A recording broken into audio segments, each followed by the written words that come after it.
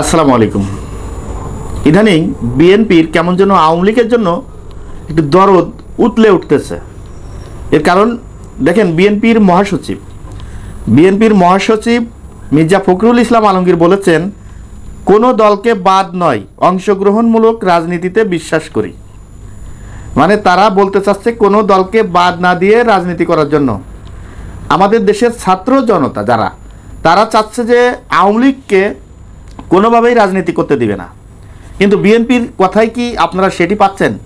বিএনপির কথাই আমরা মনে করছি যে প্রত্যেকটা দলকে সঙ্গে নিয়ে রাজনীতি করার জন্য, কোনো দল যেন বাদ না যায়। এর কারণটা কি? এর মূল কারণটা কি? আসলে এখনই যদি বিএনপির আওয়ামী লীগের জন্য যদি এত মায়া লাগে, দীর্ঘ 17 বছর 16 বছর 15 বছর যাবৎ এই আওয়ামী লীগের নির্যাতনের শিকার হয়েছে কিন্তু বিএনপি। এখন সেই বিএনপি বলছে যে কোনো দলকে বাদ না দিয়ে রাজনীতি করা যাবে না। এর কারণটা কি? এখন আমরা কি ভেবে নেব যে বিএনপিও কি ইন্ডিয়ার চাপে আছে? আমার কাছে মনে হচ্ছে যে বিএনপি বড় ধরনের কোনো চাপে আছে।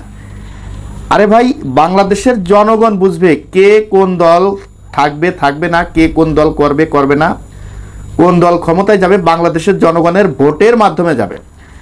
ভোট ছাড়া কোনো দেশের চাপ, এই বিভিন্ন বল প্রয়োগ, এই সমস্ত বাংলাদেশে আর চলবে না ভাই। এই সমস্ত বহুত চলেছে, আর চলতে দেওয়া হবে না।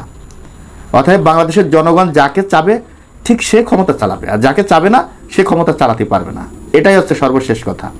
দর্শক, আজ এই পর্যন্তই। পরবর্তী ভিডিও দেখার অনুরোধ জানিয়ে এখানে বিদায় নিচ্ছি। আমি মোহাম্মদ মিতুল হোসেন। আসসালামু আলাইকুম রহমতুল্লাহি ওয়া বারাকাতুহু।